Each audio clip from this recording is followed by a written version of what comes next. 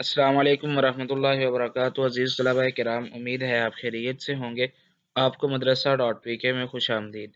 बिस्मिल्लाहिर्रहमानिर्रहीम। इस्लाम और जदीद सियासी माशरती अफ़कार, जो कि एम इस्लामियात का पर्चा है, जिसका सबक नंबर 51 आज हम ज़ेर बहस लेकर आएंगे। आज के सबक का उन्वान होगा असरी ज़राए इबलाग।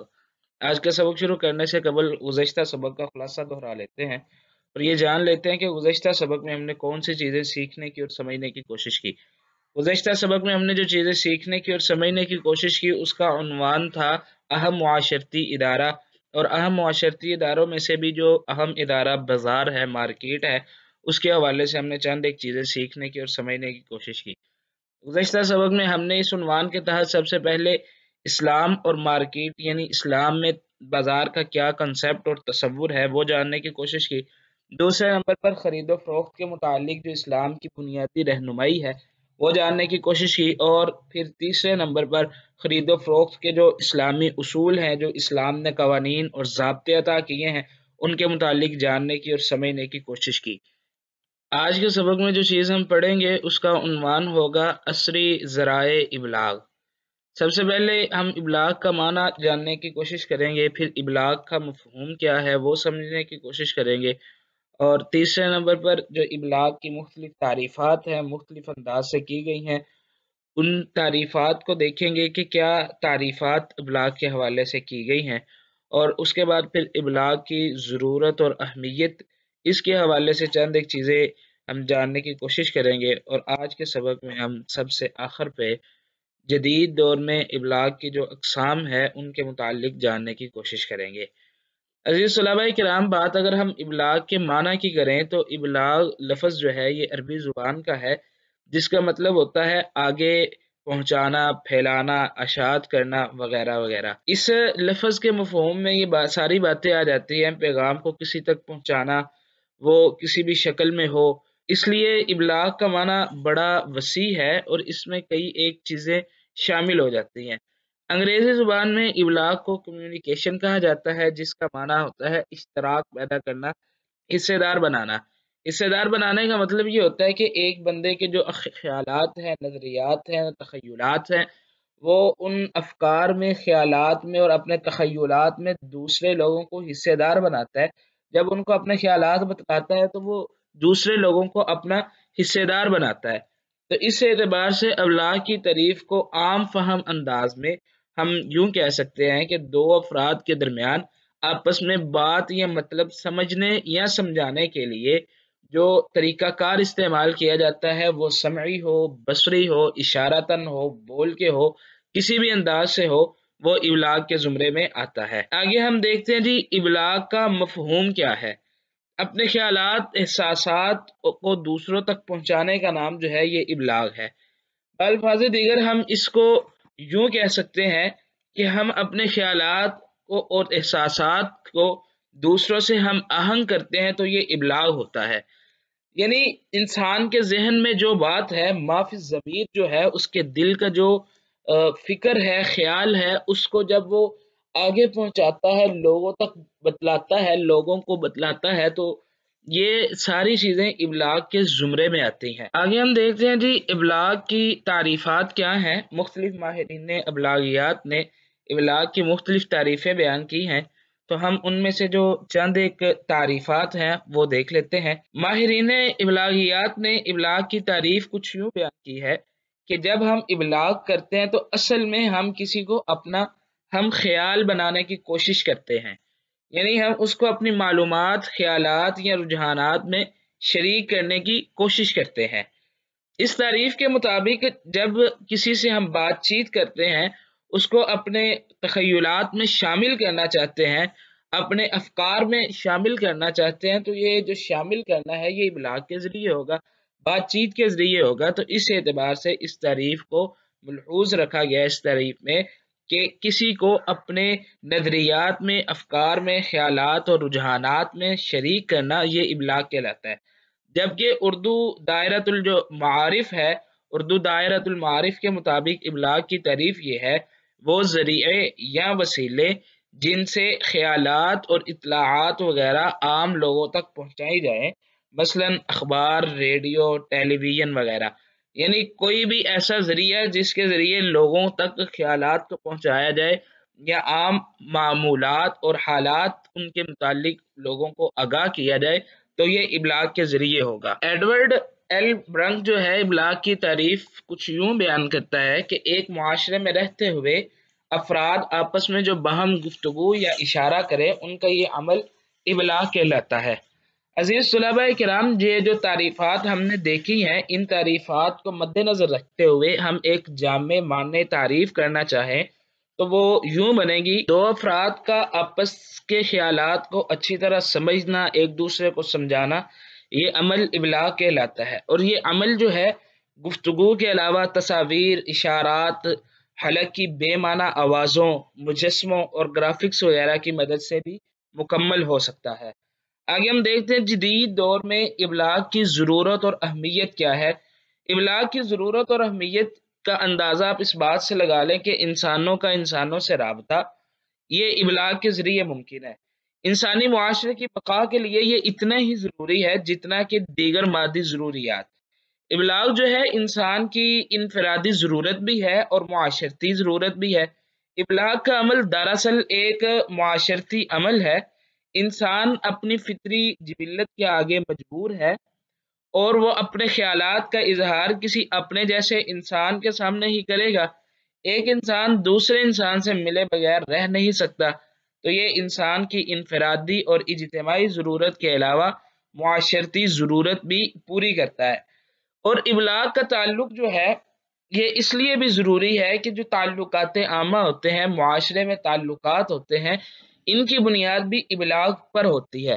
یعنی انسان جب اپنا معافی ضمیر بیان کرتا ہے، اپنی حاجت بیان کرتا ہے، ضرورت بیان کرتا ہے، دوسرے لوگ اس کی ضرورت کو پورا کرتے ہیں، سنتے ہیں، اس کی مدد کرتے ہیں، تو یہ جو ابلاغ ہے انسان نے ان کو بتلایا تو بدلے میں اس کو ان کی طرف سے مدد ملی، یہ ابلاغ ہوتا ہے۔ اور معاشرے کا جو آپس میں اجتماعی تعلقات ہوتے ہیں یہ ابلاغ کی مرہون منت ہوتے ہیں۔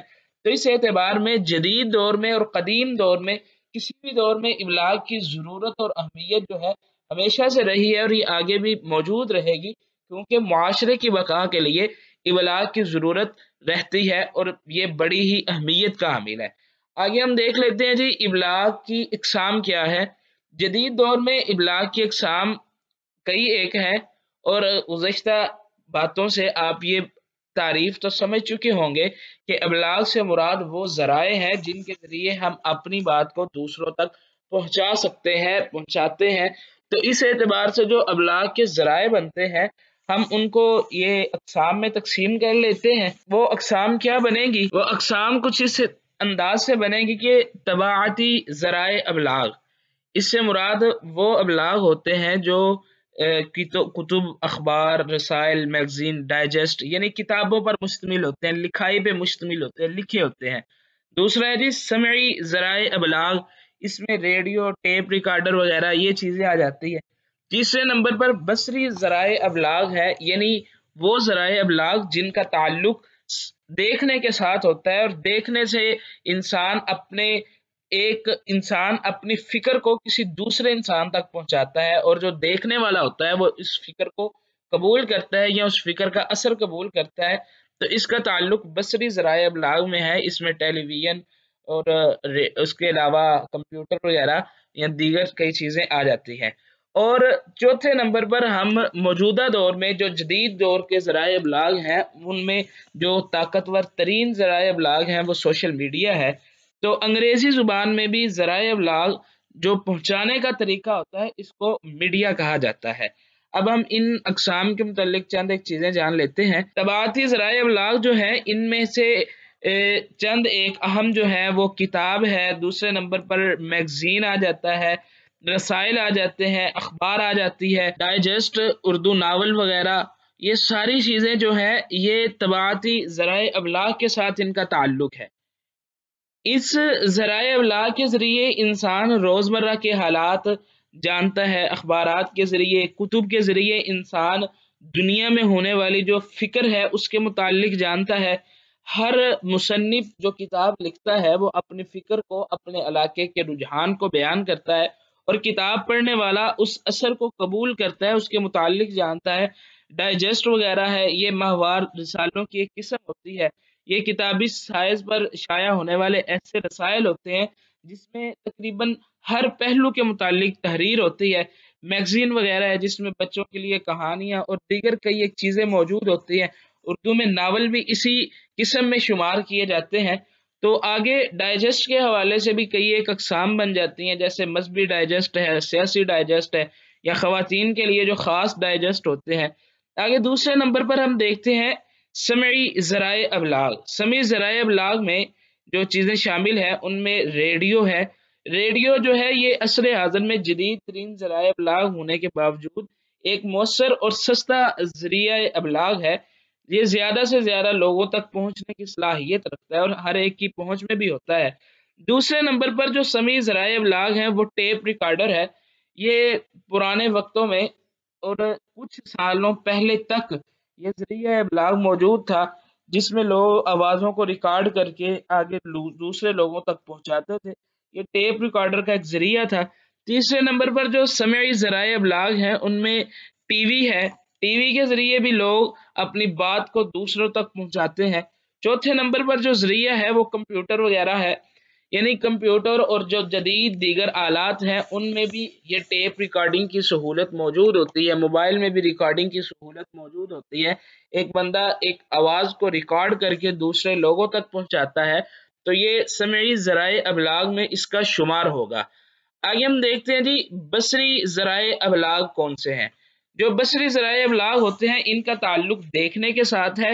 انسان کسی چیز کو دیکھتا ہے، ان سے اثر قبول کرتا ہے، تو یہ بصری ذرائع ابلاغ ہے۔ اس میں ٹیلی ویژن آتا ہے، ٹیلی ویژن کی سکرین پہ کئی ایک چیزیں چلتی ہیں، وہ کسی بھی پہلو سے تعلق رکھتی ہوں۔